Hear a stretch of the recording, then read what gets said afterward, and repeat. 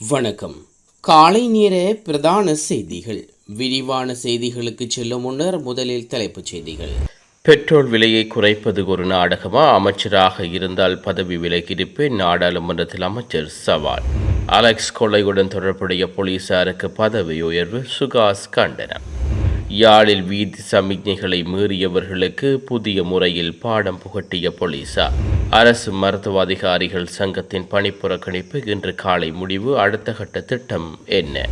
அரசியல் காழ்ப்புணர்ச்சியில் புதிய பேருந்து நிலையத்தை நாசம் செய்துள்ள தீய சக்திகள். செல்ஃபி மோகத்தால் பறிபோன 3 சிறுமிகளின் உயிர். சோகத்தில் கிராமம். அனுராவுக்கு எதிராக வீதியில் இறங்கிய சையத். பெருமளவில் குவிக்கப்பட்ட போலீசார். அரசு மருத்துவ அதிகாரிகள் சங்கத்தினால் முன்னெடுக்கப்பட்டுள்ள 48 மணித்தியால அடையாள பணி புறக்கணிப்பு போராட்டம் இன்று காலை நிறைவுக்கு வர உள்ளது. தமது கோரிக்கைகள் தொடர்பில் உரிய தீர்வுகள் எட்டப்படாத நிலையில் அடுத்த கட்டமாக எடுக்கப்பட வேண்டிய நடவடிக்கைகள் குறித்து உரிய நேரத்தில் அறிவிக்கப்படும் என்றும் அந்த சங்கம் தெரிவித்துள்ளது. அரசாங்கத்தின் மீதான மக்களின் அதிருப்தி அதிகரித்துள்ள நிலையில் தான் ஒரு அமைச்சராக இருந்திருந்தால் இந்நேரம் தார்மீக பொறுப்பேற்று பதவி விலகியிருப்பேன் என நாடாளுமன்ற உறுப்பினர் ராம்நாத் அச்சுனா தெரிவித்துள்ளார். விசாரணைகளுக்கு முகம் கொடுத்து குற்றமற்றவரின் நிரூபணமான பின்னரே மீண்டும் பதவியை ஏற்பது ஒரு கௌரவமான செயலாக இருக்கும் எனவும் அவர் சுட்டிக்காட்டியுள்ளார். நாடாளுமன்றத்தில் நேற்று உரையாற்றிய போதே அவர் இதனை தெரிவித்துள்ளார். பெட்ரோல் விலையை 100 அல்லது 200 ரூபாயால் உயர்த்திவிட்டு பின்னர் அதில் 20 ரூபாயை குறைத்து அதில் நிவாரணம் என்று அறிவிப்பது மக்களை முட்டாளாக்கும் நாடகம் என்றும் அவர் கடுமையாக சாடியுள்ளார். 600 ரூபாயாக இருக்கும் பெட்ரோல் விலையை எவ்வாறு கையாள்வது எவ்விதத்திலும் மக்களுக்கு பயனளிக்காது எனவும் தெரிவித்துள்ளார். அரசாங்கம் முன்வைக்கும் இவ்வாறான தர்க்கமற்ற காரணங்களை மக்கள் நம்புகின்றார்கள் என்றால் தான் ஒரு முட்டாள் என்பதை ஏற்றுக்கொள்வதாகவும் அவர் ஆவேசமாக தெரிவித்துள்ளார். உண்மைகளை மறைத்து மக்களுக்கு பொய் சொல்லும் கலாச்சாரம் உறுதியாக நிறுத்தப்பட வேண்டும் எனவும் அவர் வலியுறுத்தியுள்ளார். வட்டுக்கோட்டை போலீஸ் நிலையத்தில் வைத்து போலீசாரால் சித்திரவதைக்கு உள்ளான நிலையில் உயர்ந்த அலெக்ஸ் என்ற இளைஞரின் வழக்குடன் தொடர்பட்ட போலீசாருக்கு மீள்பழி நியமனமும் பதவி உயர்வும் வழங்கப்பட்டுள்ளமைக்கு சேஷ சட்டத்தரணி கரரட்டம் சுகாஸ் கண்டனம் தெரிவித்துள்ளார். நேற்றைய தினம் அவரது அலுவலகத்தில் நடத்திய ஊடக சந்திப்பிலேயே இந்த விடயத்தை அவர் குறிப்பிட்டுள்ளார்.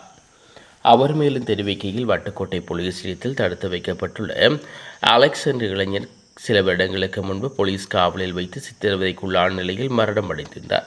அது ஒரு கொலை என்று குடும்பஸ்தர்களும் நாங்களும் சந்தேகம் தெரிவித்த நிலையில் குறித்த போலீஸ் நிலையத்தைச் சேர்ந்த 4 போலீசார் பதவி இடைநீக்கம் செய்யப்பட்டு அவர்களுக்கு எதிரான வழக்கு நடவடிக்கைகள் இடம்பெற்று வருகிறது. ஏனைய நாடுகளில் இடைநிறுத்தப்பட்ட போலீசாருக்கு பதவி இறக்கங்களும் தரநிலைகள் குறைத்திலும் குற்றம் செய்யவில்லை என்று நிரூபிக்கும்படி அவர்களுக்கு கடமைகள் திரும்புவதை தடுக்கதும் தான் இடம்பெற்று வருகிறது. ஆனால் இலங்கையில் விசித்திரமான இந்த கொலை வழக்குடன் தொடரப்பட்ட போலீசாருக்கு மீளவும் பணி நியமனம் வழங்கப்பட்டிருக்கிறது. அதிலும் சட்ட நீதி செயற்பாடுகளுக்கு அவமானமான விடயம் என்னவென்றால் அலெக்ஸ் கொலை வழக்கில் சந்தேகமான ஒரு போலீஸ் உத்தியோகத்தர்களுக்கு நிலைய பொறுப்பதிகாரியாக பதவி உயர்வும் வழங்கப்பட்டிருக்கிறது. இது மனித உரிமைகளை மதிக்காத ஒரு அப்பட்டமான செயற்பாடு. அவர் குற்றமற்றவர் என்ற நீதிமன்றத்தால் விடுவிக்கப்படவில்லை. அவர் உண்மையிலேயே குற்றமிழைத்து இருந்து அத்தகைய ஒரு குற்றம் மனம் படைத்த நபராக இருந்தால் ஒரு போலீஸ் நிலையத்தின் பொறுப்பதிகாரியாக கடமையாற்றுகின்ற போது அலெக்ஸ் போன்ற எத்தனை அலெக்ஸர்களை இவர்கள் உருவாக்குகின்றார்கள். ஆகவே இந்த விடயத்தை நாங்கள் வன்மையாக கண்டிக்கின்றோம். சம்பந்தப்பட்ட சந்தேக நபர்கள் மீளவும் பணிக்கு நியமிக்கப்பட்டதையும் பதவி உயர்வு வழங்கப்பட்டதையும் வன்மையாக கண்டிக்கின்றோம். இந்த வழக்கில் அவர்கள் குற்றமற்றவர்கள் என்று விடுவிக்கப்பட்டாலே தவிர அவர்களுக்கு எதிராக சாதாரண சட்டத்திட்டங்களும் பிரகாரமும் போலீசாருக்குரிய ஒழுங்கு விதிகளின் பிரகாரமும் நடவடிக்கை எடுக்கப்பட வேண்டும் என்று கோருகிறோம் என்று குறிப்பிட்டுள்ளார். புதுப்பிக்கப்பட்ட கொழும்பு மத்திய பேருந்து நிலையம் பொதுமக்கள் பயன்பாட்டுக்காக கடந்த 8ஆம் தேதி திறந்து வைக்கப்பட்டது. இந்த புனரமைப்பு பணிகள் சுமார் 424 பில்லியன் ரூபாய் செலவில் முன்னெடுக்கப்பட்டுள்ளதாக தெரிவிக்கப்படுகிறது. இந்நிலையில் திறக்கப்பட்டு 2வது நாளிலேயே மிக மோசமான முறையில் சேதமாக்கப்பட்டுள்ளது. பெண்களுக்கான மலசல கூடங்களில் 5 குழாய்கள் உடைக்கப்பட்டுள்ளன. பூச்செண்டுகள் மற்றும் சுவர்களும் உடைக்கப்பட்டுள்ளன. இதனை அறிந்த போக்குவரத்து பிரதி அமைச்சர் பிரசன்ன குணசேகர உடனடியாக அந்த இடத்துக்கு சென்றுள்ளார்.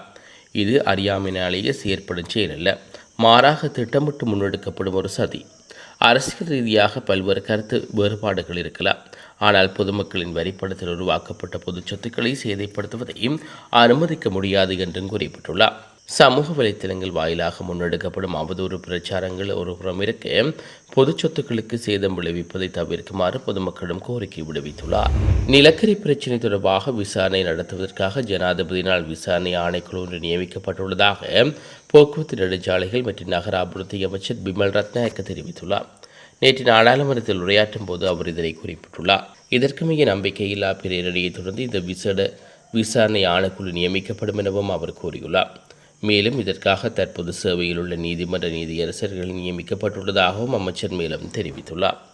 இதேவேளை நிலக்கரி ஊழலுக்கு எதிராக சஜித் அணியினர் இன்று பத்திரமுள்ள தியத உயனாவிற்கு அருகில் நாடாளுமன்றத்தில் உட்பிரவேசிக்கும் சந்தியில் போராட்டம் ஒன்றை முன்னெடுத்துள்ளமை குறிப்பிடத்தக்கது. பாகிஸ்தானில் நடைபெறவுள்ள பேச்சுவார்த்தைகளில் உடன்பாடு எட்டப்படாவிட்டால் ஈரான் மீது தாக்குதல் நடத்துவதற்கு அமெரிக்கா போர்க்கப்பல் ஆயுதங்களால் நிரப்பப்பட்டு வருவதாக டொனால்ட் ட்ரம்ப் எச்சரித்துள்ளார். நியூயார்க் போஸ்ட் இதழுக்கு அளித்த பேட்டியில் அவர் இதனை தெரிவித்துள்ளார். ஈரானுடனான உறவுகளில் ஒரு மாற்றத்தை ஏற்படுத்த முயற்சிப்பதாக குறிப்பிட்ட அவர் அமெரிக்கா போர்க்கப்பல்களில் இதுவரை தயாரிக்கப்பட்டதிலேயே மிகச்சிறந்த ஆயுதங்கள் மற்றும் வெடிமருந்துகள் நிரப்பப்பட்டு வருவதாகவும் குறிப்பிட்டுள்ளார். கடந்த முறை பயன்படுத்தியதை விடவும் சிறந்த மற்றும் சக்தி வாய்ந்த ஆயுதங்களை தற்போது தயார் நிலையில் வைத்துள்ளதாகவும் குறிப்பிட்டுள்ளார். பேச்சுவார்த்தைகளில் சுமூகமான உடன்பாடு கட்டப்படாவிட்டால் அந்த ஆயுதங்கள் ஈரான் மீது மிகவும் பயனுள்ள முறையில் பயன்படுத்தப்படும் எனவும் அவர் தெரிவித்துள்ளார். நிலக்கரி ஊழலுக்கு எதிராக சஜித் அணியினர் போராட்டம் ஒன்றை முன்னெடுத்துள்ளார்கள். குறித்த போராட்டமானது நேற்று பத்திரமுள்ள தியத உயனவிற்கு அருகில் நாடாளுமன்றத்துக்கு உட்பிரவேசிக்கும் சந்தியில் இடம்பெற்றுள்ளது. இதன்போது எங்களுடன் ஒன்று சேருங்கள், உங்களுக்காக எப்போவும் நான் இருப்பேன் என எதிர்க்கட்சித் தலைவர் சஜித் பிரேமதாச கருத்து தெரிவித்துள்ளார். மேலும் இந்த போராட்டத்தில் ஐக்கிய மக்கள் சக்தியின் தற்போதைய பொதுச் செயலாளர் MR ரஞ்சித் மற்றும் பண்டாரா உட்பட பல ஆதரவாளர்கள் கலந்து கொண்டிருந்தார்கள். மேலும் குறித்த பகுதியில் அதிகளவான போலீசார் குவிக்கப்பட்டிருந்தமை குறிப்பிடத்தக்கது. கிளிநொச்சி மாவட்ட செயலகத்தில் நேற்று நடைபெற்ற கிளிநொச்சி மாவட்ட மணல் மற்றும் கிரவல் விநியோக கூட்டத்தில் கலந்து கொண்டு கருத்து தெரிவித்த போதே அவர் இதனை குறிப்பிட்டுள்ளார். அவர் மேலும் தெரிவிக்கையில் சட்டவிரோத மணல் அகழ்வு அதிகரித்துள்ள அதே நேரம் யாழ்ப்பாணம் மாவட்டத்தில் மணலின் விலையும் சதியாக அதிகரித்து செல்கிறது. எனவே மணல் விநியோக சங்கிலியை ஒழுங்குபடுத்த வேண்டிய பாரிய பொறுப்பு நமக்குள்ளது. இந்த அரசாங்கத்தின் காலத்தில் மணல் விநியோக பிரச்சினைகளுக்கு நாம் தீர்வு காண முடியாவிட்டால் வேறு எந்த ஒரு சந்தர்ப்பத்திலும் இதற்கு தீர்வு காண முடியாது எனவும் கூறியுள்ளார். அத்தோடு இந்த கூட்டத்தில் கிளிநொச்சியிலிருந்து புதிய பொறிமுறையூடாக ஒரு மாத காலத்தினுள் மணல் விநியோகத்தை ஆரம்பித்தல் மற்றும் மணலில் விலையை அரைவாசியாக குறைத்தல் உட்பட பல்வேறு முக்கிய தீர்மானங்கள் எடுக்கப்பட்டுள்ளன. இங்கு கருத்து தெரிவித்துள்ள தூய்மை இலங்கை செயலடியின் மாகாண இணைப்பாளர் கபிலன், சட்டவிரோத மணல் விநியோக நடவடிக்கைகளை அரசாங்கம் மிக இறுக்கமாக கட்டுப்படுத்தும். எதிர்காலத்தில் மணல் அனுமதி மற்றும் விநியோகத்தை இருத்திரல் மையப்படுத்தி QR குறியீடாக நடைமுறைப்படுத்த எதிர்பார்க்கப்படுகிறது. கடந்த காலங்களில் தனிநபர்களுக்கு வழங்கப்பட்ட அனுமதிகளை தொடர்ந்து நீடிக்க வேண்டிய தேவை தற்போது இல்லை. உள்ளூராட்சி மன்றங்களுக்கு இதில் முன்னுரிமை வழங்கப்படும். அவர்கள் அதனை செய்ய தவறினாலோ அல்லது முறைகேடுகளில் ஈடுபட்டாலோ மாத்திரமே எதிர்காலத்தில் தனிநபர்களுக்கு அனுமதி வழங்குவது தொடர்பில் மாவட்ட குழு ஆராயும் என்று குறிப்பிட்டுள்ளார். உருவாக்கப்படும் இந்த புதிய பொறிமுறைக்கு முழுமையான பாதுகாப்பையும் ஒத்துழைப்பையும் வழங்க தயாராக இருப்பதாக கிளிநொச்சி பிராந்திய சிரேஷ்ட போலீஸ் அத்தியட்சகர் இதன்போது உறுதி அளித்துள்ளார். பொருளாதார வீழ்ச்சி மற்றும் இனவாதம் என்பவற்றை மூதாளமாக கொண்டு ஆட்சியை கைப்பற்றலாம் என சிலர் நினைக்கின்றார்கள். அது வெறும் பகல் கனவு மாத்திரமே என்று பிரதியமைச்சர் சுனில் வட்டக்கல தெரிவித்துள்ளார். எமது அரசை குறுக்கு வழியில் கவிழ்க்க முடியாது என்றும் அவர் குறிப்பிட்டுள்ளார். சட்டத்தின் பிரகாரமே ஆட்சி நடத்தப்பட்டு வருகிறது என்றும் மக்களுக்காக சட்டங்கள் ஒருபோதும் முறைகேடாக பயன்படுத்தப்படவில்லை என்றும் கூறியுள்ளார்.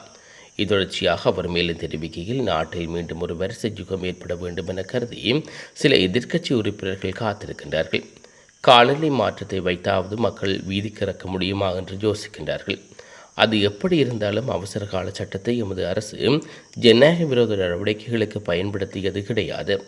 அத்தியாவசியமான சேவைகள் நாயகம் தமது பணிகளை தடையின்றி முன்னெடுப்பதற்கு வழிவகுக்கும் ஒரு நோக்கிலேயே அவசர கால தடைச்சட்டம் நீடிக்கப்படுகிறது. கடந்த காலங்களைப் போன்று அரசியல் பழிவாங்கல்கள் அல்லது அடக்குமுறைகளுக்காக இந்த சட்டத்தை அரசு பயன்படுத்தவில்லை. பொருளாதார நெருக்கடியை எதிர்கொள்ள முடியாத அரசாக இருந்தால் மாத்திரமே ஆட்சியை விட்டு ஓட வேண்டிய நிலை ஏற்படும். ஆனால் தேசிய மக்கள் சக்தி அரசு பொருளாதாரத்தை சிறப்பாக கையாண்டு வருகிறது. பொருளாதார வீழ்ச்சிக்கு நாம் இடமளிக்கவில்லை. எனவே அரசு கவனமின்றி எதிர்பார்ப்பவர்களுக்கு ஏமாற்றமே மிஞ்சம். அதேபோல் நமக்கு எதிராக இனவாதம் மற்றும் மதவாதத்தை பரப்பிய பிரச்சாரங்களை முன்னெடுத்துள்ளார்கள். ஆனால் நாட்டில் இனவாதத்துக்கோ மதவாதத்துக்கோ இடமில்லை என்பதையும் நாம் நிரூபித்துள்ளோம். இன ஐக்கியமும் நாட்டு மக்களின் ஒற்றுமையுமே எமது முதன்மை நோக்கமாகும் என்றும் குறிப்பிட்டுள்ளார். வீதி சமிக்கைகளை கடைபிடிப்பதற்கு யாழ்ப்பாணத்தில் நேற்று விழிப்புணர்வு நிகழ்வு ஒன்று முன்னெடுக்கப்பட்டது. அதிகரித்து வரும் வீதி விபத்துக்களை தடுப்பதற்கும் அது தொடர்பான விழிப்புணர்வுகளை ஏற்படுத்தும் முகமாக யாழ்ப்பாணத்தில் வித்தியாசமான முறையில் விழிப்புணர்வு முன்னெடுக்கப்பட்டது. யாழ்ப்பாண போலீசாரும் தன்னார்வ இளைஞர் அமைப்புகளும் இணைந்து இன்று ஆரியகுல சந்தையுள்ள வீதி சமிக்ஞைகளை இந்த விழிப்புணர்வு குழு நிகழ்த்தியுள்ளது. இதன்போது சந்தையில் உள்ள சமிக்ஞைகள் பாதசாரிகள் கடக்கும் கடவையில் அவர்களுக்கு இடையூறாக நிறுத்தியுள்ள வாகனங்களை அகற்றியும் அவர்களை எச்சரித்தும் விழிப்புணர்வில் ஈடுபட்டுள்ளார்கள். இதேவேளை குறித்த நிகழ்வில் வித்தியாசமான முறையில் இவர்கள் வேடமிட்டிருந்தமை குறிப்பிடத்தக்கது. ஆந்திர பிரதேசத்தில் ரீல்ஸ் எடுக்க முயன்ற போது 3 சிறுமிகள் நீர்மூழ்ச்சியில் மூழ்கி ஒழித்த சம்பவம் பெரும் சோகத்தை ஏற்படுத்தியுள்ளது. ஆந்திர மாநிலம் அல்லூரி சீதாராம ராஜி மாவட்டத்தில் உள்ள மலுங்குமி நீர்வீழ்ச்சிக்கு விடுமுறையை கழிக்க 5 சிறுமிகள் அங்கு சென்றுள்ளார்கள். செல்ஃபி வீடியோ மற்றும் ரீல்ஸ் எடுக்க முயன்ற போது எதிர்பாராத விதமாக கால் வழுக்கி நீரில் விழுந்துள்ளார்கள். நீரில் விழுந்த 3 சிறுமிகளையும் அங்கிருந்த மக்கள் காப்பாற்ற முயன்ற நிலையில் நீரின் வேகம் அதிகமாக இருந்ததால் அவர்கள் அடித்துச் செல்லப்பட்டுள்ளார்கள். அவர்களுடன் இந்த மற்ற 2 சிறுமிகள் அதிர்ஷ்டவசமாக உயிர் தப்பியுள்ளார்கள். இது தொடர்பான மேலதிக விசாரணைகளை போலீசார் மேற்கொண்டு வருகின்றனர். இத்துடன் காலை நேர பிரதான செய்திகள் நிறைவுக்கு வருகிறது. தொடர்ந்து நாளை காலை பிரதான செய்திகளோடு இணைந்து கொள்வோம். நன்றி.